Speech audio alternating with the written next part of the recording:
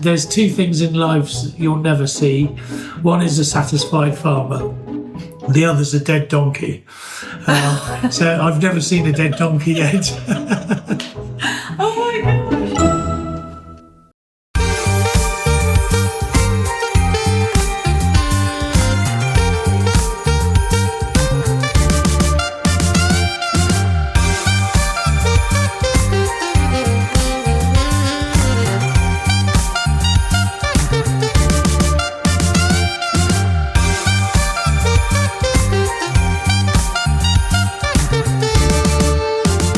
Good afternoon, morning, or wherever you are. And you are one of the Barber family. I'm one of the Barber family who we started, fortunately, our forefathers before us. I'm the 6th generation. My son is the 7th generation. And we have worked tirelessly to make cheese since 1833, where my a fellow called Daniel Barber, who I never had the privilege of meeting. He's a little bit old. I might meet him one day. Well, for certain I'll meet him one day. But set up a business that we have, as a family, have invested in. And we have a great number of fantastic people who work for us. And the challenge has been to make great cheddar cheese. It didn't start with cheddar cheese. It started with Caerphilly cheese for the coal miners in Wales. What's a Caerphilly? Caerphilly cheese is a softer cheese. Okay. It's very turned round. My uncle, Nicky Barber, he used to drive lorries up to the coal mines every week. And so that's initially how what one side of the business, it managed for us to grow further and intensify the cheddar, the strains of our cheddar cheeses. Yeah. And because you have to keep the cheddars down for, well, the 1833 is for 2 years. The other one, the coastal, is 12 months. Okay. It costs a lot of money to keep it there. So to have the Caerphilly, which we could sell in 3 weeks, enabled us to progress with the cheddar. And to put us in a great position, which I certainly appreciate the position I'm in. Yeah. And it's a lovely community here in Ditchit where, we might blame the weather most of the time. And there's two things in life you'll never see. One is a satisfied farmer. The other's a dead donkey. So I've never seen a dead donkey yet. Okay. So, getting a satisfied farmer. One farmer on the other side of the hill, he wants the rain. The other farmer this side of the hill don't want the rain. None of them want any sunshine. You've just got to run the farming side of it, which I'm running, is run by the seat of our pants. And I did learn how to farm a lot easier in California when I was 18. I did a year over in California on an almond farm in a little town called Arbuckle. Wow. And in fairness, I love the States. It was, you worked hard and you play hard. Yeah. And that is the States. Over here, we're a bit more genteel. But it was fantastic. I really enjoyed my 12-month stay over there. Why did you go there? Why did I go there? I wanted, well, I was always going to be here a long time. And I've actually done 40 years here now. So it was 40 years ago I was over in the States. Wow. And I went over again this year. And my daughter was doing an athletics championship in Los Angeles. I remember that about your daughter. I remember that when I was with Giles years ago. She had gotten into the Olympics or the... Well, no, not the Olympics. Hopefully the Commonwealth Games. Okay. And then we're striding for the Olympics, and then look out. Yeah, right? Bring it on. That's amazing. It will be amazing. What's her sport? She does the heptathlon in athletics. Okay, all right. So... it will be her dream to do it, and look, she's giving it her best shot. I love and it. you can't do it when you're 40. Yeah, that's true. So But so I have a lot of connections over in the States. I've met a lot of people over there, and we did Route 1, as far as we could until we had to venture inland a bit. But that was fantastic as well. It's, in fairness, you have got an amazing country over there. Yeah, we do. We have. I'm not going to say anything about anything else, but you've got an amazing country. That's all. The land over there is gorgeous. It is. And do you know my part of the world in Seattle, up north in the state of Washington? Not really. You have to come visit, Chris. I will have to come visit. Please stay at my home. I'm not kidding. Mike stayed there. Everyone's welcome. And then you don't have to pay the silly I've done 40 years here, and now I'm due to a little bit of my own. Come over. Yeah, exactly. Because I think my state rivals California, although California is gorgeous. Yeah. Washington State Seattle area is so beautiful. I can remember driving Route 66. Okay. Yeah. And I drove it from where you pick it up in. I don't even know. In California. Okay. Drive across. I think it was sort of. Anyway, I ended up in New Orleans. Oh yeah, you go. And we got there for the Mardi Gras. Okay, you did work hard, play hard. Yeah. But I didn't do it in a day to get over there. But it was. Oh my gosh. I did see some great sights over there. I bet you did. But blimey, we had to work hard. It was 6 days a week, 10 hours a day. But why almonds? Why not dairy? Because I was always going to do dairy. And I wanted to do something different and see. And it was great working with the Mexicans. Yeah. God, there's some fantastic people over there. Yeah. And, I was only 18, but gosh, it was such a privilege to do it. Yeah. But it's a privilege to be back over here and running the family business. And what is really cherishing is that I have children who equally show the same passion. Because it's not a 9-to-5 job, what we do. And you've got to do, it's just, privilege. Yeah. Privilege. How many children do you have and how many I've got three children. So I've got my eldest is Alfie. He is coming up 30. He is taking my position. And I've got a daughter she's in athletics at Ellen. She's also training to be an architect. She's a trained architect or an architect's assistant. So she wants to come back in the business of some format, at some stage. Yeah. And I've got a youngster, Ollie, who's 22. He's passionate about the soil. He's passionate about how we grow things. Which Alfie is passionate about his animals. Yeah. Ollie's passionate about the soils and how we treat the soils for the future. And so hopefully, and equally Giles, my brother, he's got 3 daughters, of which Maddie's back in the business. Okay. She's passionate. The passion comes from your heart. Yeah.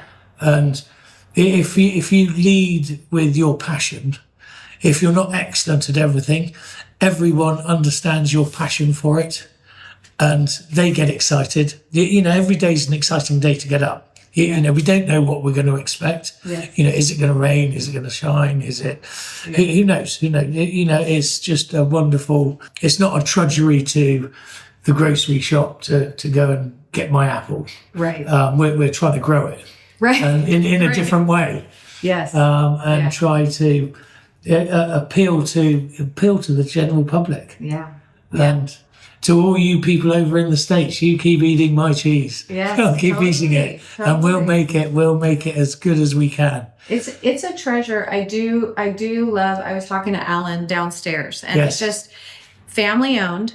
You guys are extremely approachable every time I've come over. I mean, I know I sell your cheese, but I feel like it doesn't matter who I am, the way that you can talk to a 6 or 7 generation family owner. I mean, that's a big deal to be so approachable, welcoming. Yeah. I've been to Giles's home. I've had dinner with you. The last time that you and I forgot until you said Ollie's name. So my son Lachlan is the same age. And so, the boys could get together. I mean, Lachlan's 23, whatever, one more year, but just feeling like we could just no, quite exactly. be together, big deal. They could start an American football team. Yes, totally. Ollie is a big rugby player. Yes. But I'm sure he can try. He quite liked playing his American football. Well, he has to know he can come over anytime. Yeah. But, I love supporting your business because, and just like Alan said downstairs, people don't work for the company, they work for the Barber family. Yeah. Because you guys are passionate. It is a responsibility. Yes. But it's a responsibility that I thrive on. Yeah. To be quite honest, I try and accommodate. If someone comes to this business and tries 110% or 100%, fantastic. But don't come here and try at 50%, because that's not what we're about. The people at the top try 100%. Okay, you're going to make mistakes. That's life. Yeah. But just make certain you make the bad mistake right somehow.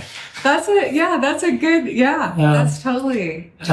But a decision is better than no decision at all. Yes. To sit there and watch something happen in front of you, and you haven't intervened and tried to rectify the situation. Yeah. Well, that's not really what I'm about. Yeah.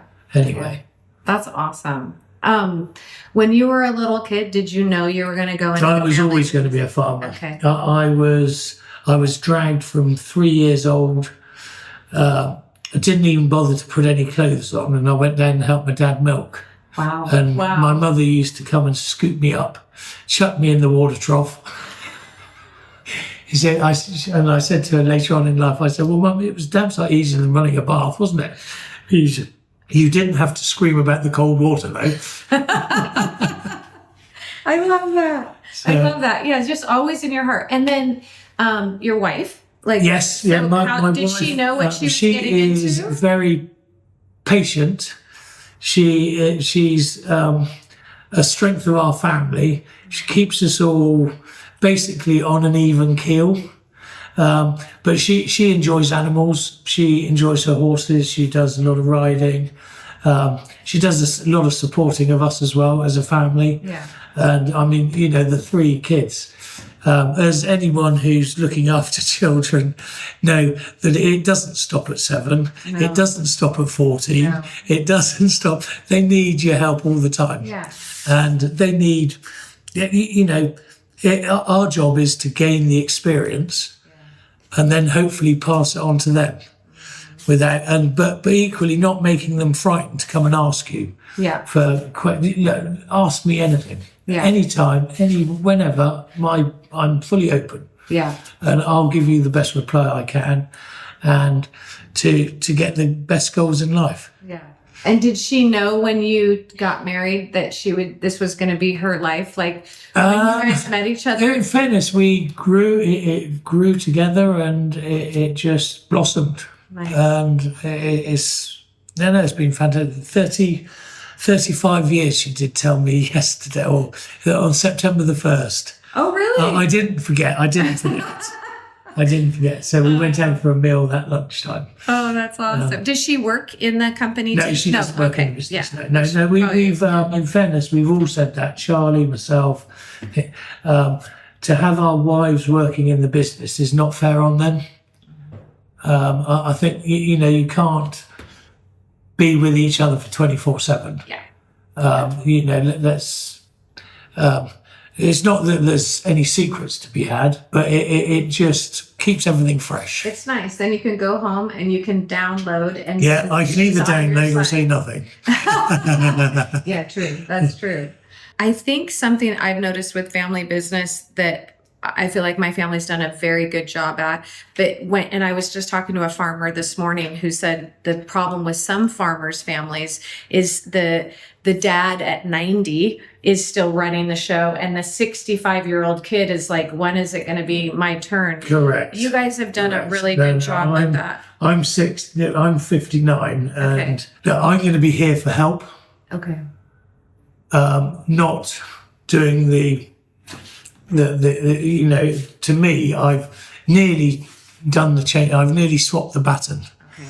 And as long as that baton doesn't get dropped, we're still in the race. I love it. And Alfie's taken it on board. I'm due to be a granddad later on this year. Congratulations. So there's another generation coming along. So that'd be 8. that's in November. Yeah, that'd be the 8th generation. Well, long may it continue. Yes. And yeah, so that's quite an exciting time of our lives. Yes. Very. And to Americans, I love my cricket, not baseball. Okay. Also, a passion of mine is racehorses. Okay. I enjoy watching horses jump around fences, and hopefully the jockey stays on. We win a couple of races. Oh yeah, totally. But you've built that into it, knowing that Alfie is going to take over, knowing that kids. Yeah, well, not knowing, because to start with, I didn't know. But he has progressed each year, and he wants to take on responsibilities, and I'm not for one to be. Things have to change. Yeah, life changes, and I can't see the modern stuff that he can. He does my phone for me. Tunes it all in. I haven't got a clue. I just use don't forget, when I started, we didn't have phones. Yeah. Phones have been such a transformation in the job, in the fact that, my wife said, do you know what? She said, you used to get in at 9 o'clock for breakfast, and you wouldn't even talk to me. You'd have the phone to your ear the whole time. I'd bring you your sandwich or your piece of bread or whatever, and then you get in at lunchtime, and they know when you're in at lunch because they phone at 1 o'clock. And the phone was just off constantly. So, our day was, you didn't have a lunch interval because I had a little chair by the phone, but then when mobile phones came, everything was done. Yeah. It was all done at work while you're continuing, while you're mobile. Yeah. Which is, good on the people who invented it all. They might be able to tell the youngsters to stop using them a little bit. I know. That would be helpful. When they turned from a mobile phone into a handheld computer, good and bad with that. No. I know I will be working when I'm doing other things. I'm not fully painted. I'm not fully present. Yeah. And I say to myself, this is so good that I could be in the, market and be answering emails, and so bad because I have no idea what's going on around me because I'm still working. You know? So it's a give and take. Some of the youngsters these days need reminding, especially when they first come out of school, that a phone is used for either if you're on the farm as an emergency or a communication base, not texting the world and his wife about this, that, and everything else. And there's times for that. Yeah. And when you're at the workplace, I feel that is not the time, and they get reminded. Good. Not only by me, but by all the older chaps as well. Yes. So, totally. Chris, if I asked you what a normal day is, kind of like an average day right now. An average day would, I'd always be, the alarm goes off at 5:40. I would be out of the house by 10:02. 5:50. I go and see, we have a water treatment plant that treats all the water from the cheese factory. I'd pay, that'd be my first visit, just to check that she's working fine and everything like that. We haven't got any issues. Then I would go to Easton, where I see one of our cowmen, Philip Saunders. I would then go to Highbridge and see cowman called Harry Muscle. Then I would see all the troops at 7:30. The troops being all the tractor drivers. So we have 6 of them or 7 of them, and then we have a mechanic and an electrician. So seeing them just, for 10 minutes to do the plan of the day, because farming, it changes, and it can change. Like we're working a playground at the moment, but if we have a shower of rain, then we got to change, and we've got to, and harvesting and preparing, feeding the animals, everything's just got to be sorted out. And we all congregated at Highbridge Farm. Then after seeing them, and I would have met Alfie at 7 o'clock, and we'd have planned out the day. Phase 1, okay. so phase 2 comes into play if phase 1's not going to be right. Then I would go and see a third cowman. And when you say you see a cowman, you're just like, hey, how are things going? Is the herd I'm okay? seeing him. He's in charge of his cows. Okay. So he's and James Newth see, if they've got any problems, if they need any assistance or fencing or things like that. When the cows are outside, sometimes they get up to a bit of mischief, and they don't always stay in their same paddock. Okay. They like to sometimes roam people's gardens. Fortunately, that's not very often. Okay. But when you have 200 cows in your garden, it's and usually it's not on the driest day of the year. Right. Oh my gosh. So we've had a few amusement things like that. Yeah. Then we have the situation where see all the other cowmen. So I've seen 5. I've seen 5 of them before 8:15. Wow. Then I go and have breakfast. Then I come into the office and get interrogated by my brother and and Mike Pullingwood. In fairness, they're all interested in the farm side of it. Yeah. But there's few and far between who actually want to get their claws into it. Yeah. It is not for the faint-hearted. Yeah. But it does has massive rewards. There's challenges as well, but that's the same in your job, same in anyone's job. Yeah. We've all got challenges in life, and just got to stay positive. Absolutely. Yeah, stay positive. And like I said before, if you make a bad decision, make it right. Yes. Yes.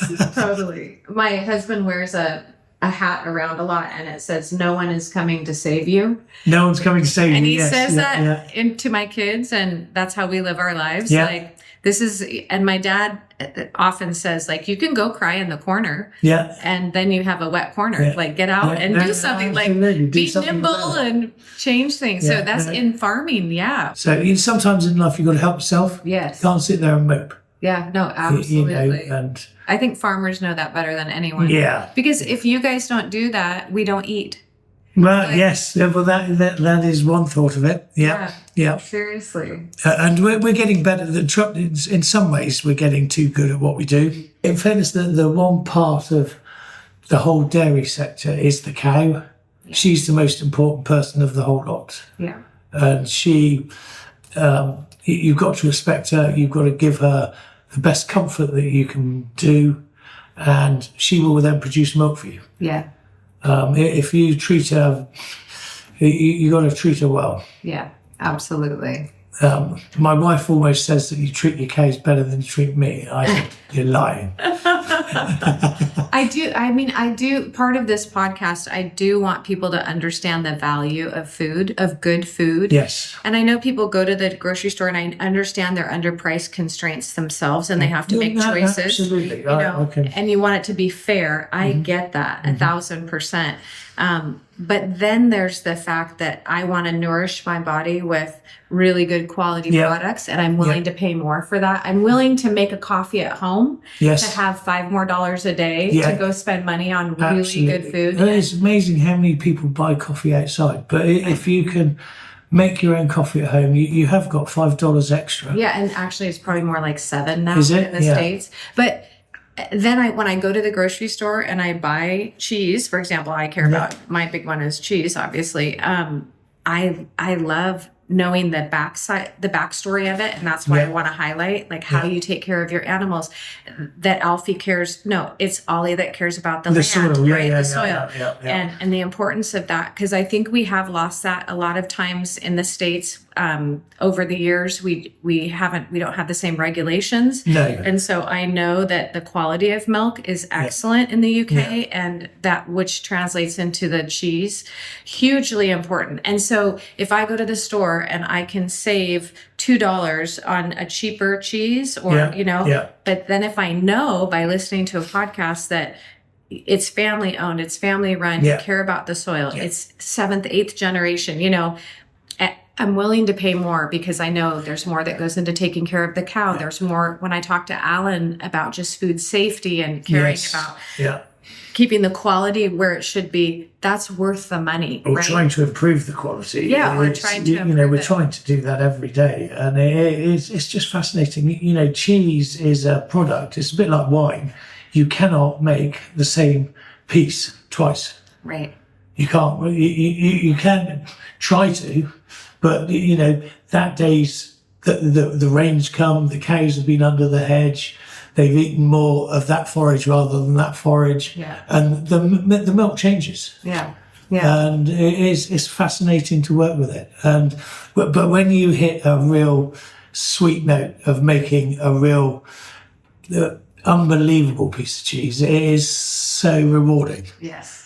But if we could make it all like that, it would be really fantastic. But I honestly, Chris, I feel like you do. Like your consistency is so good. When I go and if I buy Barber's 1833 or if I buy Coastal or if I buy Wookie Whole, it's a consistent. I know. I get when I put it out for my guests, I know what I'm gonna get. I know we're gotta go on time. No, I just One thing, I mean, it's what we don't put in it makes it good. Yeah. Yes. Like that. Yeah. It's down to selection. Yeah. What you don't put in it? Well, it's all natural. What we don't put in it makes it good. So, for instance, if we, none of us make 100% good cheese, like Chris said, and he's absolutely right. But we've got grading skills. So it's what we don't put in it makes you have the right piece of cheese that you want. Yeah. So that piece might not taste like 1830, so we don't put it in there. What do you do with that cheese then? But there's another. Yeah, it's lots of different places that you go. There's drying. There's the melting pot where it goes into flavoring. Yeah, that's something that we can talk about because I do want to get out of your hair. I just stepped in here last minute, but I the grading. I think a lot of people don't know about that. I'd love to show that like a visual picture because you guys have done that for me, taken me wherever. Yeah, and put the iron thing. in. People see that on social media, but I don't think they really understand what happens when you pull it out and you're like, this isn't quality enough for what we say. It wasn't made right. So you don't throw it away. That's why you grade wine as well. They're similar sort of babies. Yeah. That they're not all the same. And you have to, select one product to go somewhere, and then if that's inferior, well, then it goes in for making crisps or something like that. You don't try and sell that as the good stuff because you're not going to get it right all the time. Right. You're not going to, but hopefully 90% of the time we get it right. Yeah. We're producing milk. He likes to feed the same cow, the similar amounts of food. It's quite a science to feeding cows. It's not about just chucking them out in the field. It's the quality of the grass, quality of the forage in the winter. So it all adds up to one thing, which is, as we said earlier, which is a good cheese. Yeah, it is. It's an excellent cheese. And the girls at the moment, I've just been literally, when Mike phoned me up, I was out there walking a field that the grass has grown in the last 10 days. She's just bubbled out the ground. It is like mushrooms. Well, there are mushrooms out there as well, but it is fantastic to see. In fairness, it's our second spring. Oh, wow. This year. But we had a very, very dormant summer. Okay. But I can put up with that. Yeah. I've got to put up with what I get chucked at. Yeah. And if the Lord Almighty wants to blast it with rain every single day, well, he's entitled to. I just hope that we're not doing any of this planet change. This is happening. It is, in fairness, it's gone through history. We've had a dry spell, then you have a wet spell, then you have a dry, and all these things are mapped out across. And I look at some of my father's diaries, and it's quite interesting. In 1960, in the middle of June, silage, when our harvesting time, it was wet for 15 days. Wow. And but so it happened then, it happens now. Yeah, right. But it's Mother Nature, isn't it? Yeah. She looks after us, and we got to look after her. That's true. It's true. Oh, well, thanks so much, Chris. That was so nice. Well, yeah, no, it's very nice